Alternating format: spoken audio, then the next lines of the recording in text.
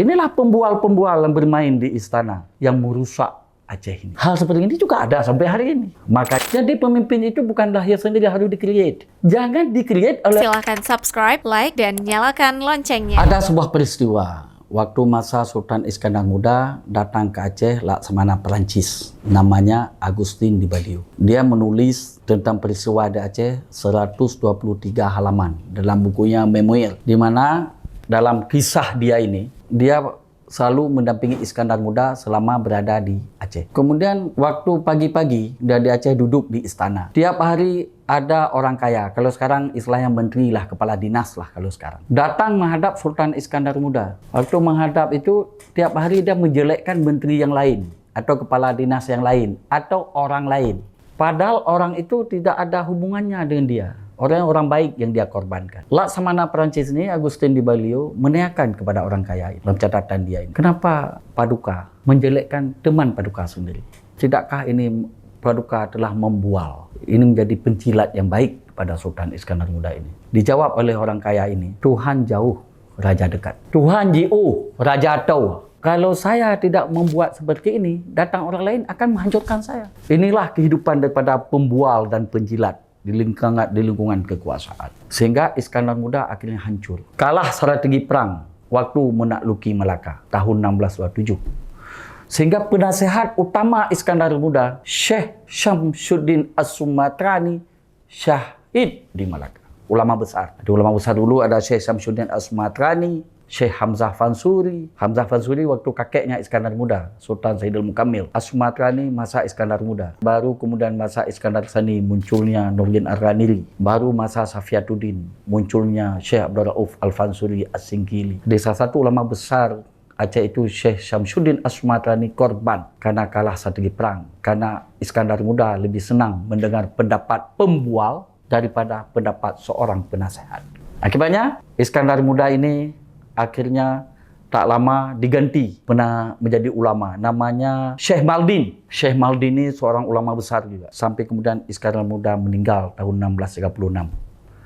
Kalau dalam catatan sejarah disebut dengan sakit gerun, karena juga anaknya kena fitnah, berzina, karena adanya pembual-pembual ini. Sehingga merah pupuk dipenggal oleh Iskandar Muda sendiri, karena kena fitnah bahwa dia berzina. 1 minggu setelah itu Iskandar Muda meninggal. Inilah pembual-pembual yang bermain di istana yang merusak Aceh ini. Hal seperti ini juga ada sampai hari ini. Makanya seorang pemimpin itu harus tegar.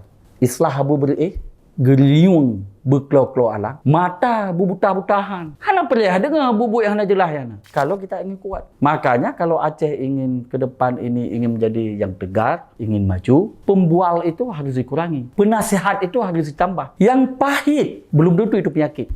Yang manis belum tentu itu enak. Yang pahit bisa jadi obat. Yang manis bisa jadi penyakit. Makanya berklo-klohan dan berbuta-buta alang penting bagi setiap pemimpin. Melihat daripada nasihat di Baliu tadi yang dia tulis dalam bukunya The Memoir, nyo kata pilkada ke, dah dekat dengan pilkada. Maka orang Aceh nyo baik musuru bak lobang yang set, bak uruk yang sama. Pilihlah pemimpin. Yang pertama sudah selesai dengan diri sendiri.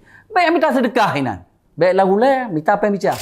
Yang bisa membuat Aceh ini tidak tergantung pada APBA, pada APBD. Baiklah ulayan. Lepeng Aceh luar beri tarik pemimpinnya. Beri tarik. Banyak yang di luar. Itulah pemimpin yang punya visi dan misi yang jelas.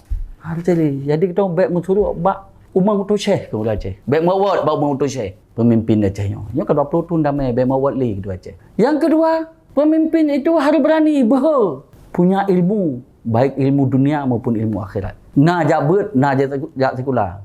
Yang terpimpin, tapi tahu pemimpin. Itu yang perlu dicari. Supaya kita apa? Jangan terpanjangan dengar orang-orang yang tak jelas.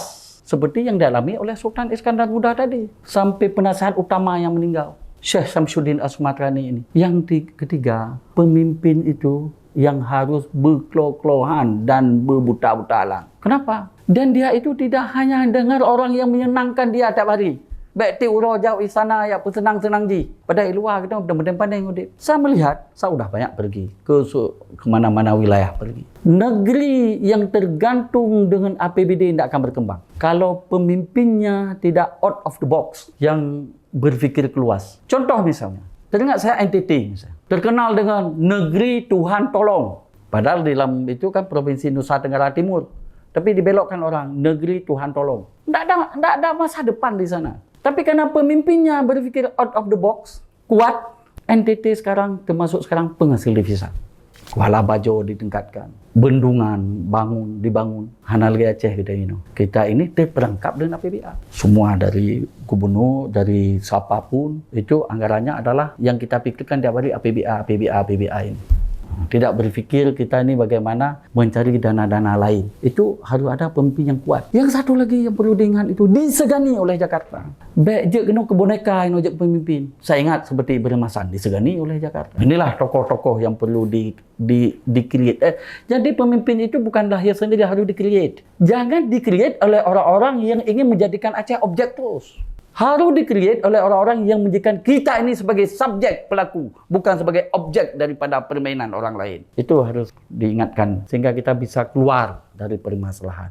Kalau tidak ada bargaining kita lagi ke depan ini. Ini saya kira yang perlu kita pikirkan bersama. Baik karena bawa sertuh je ke pemimpin. Pengen bawa sertuh, cop je. Yang takut dulu tu, limang tahu ke.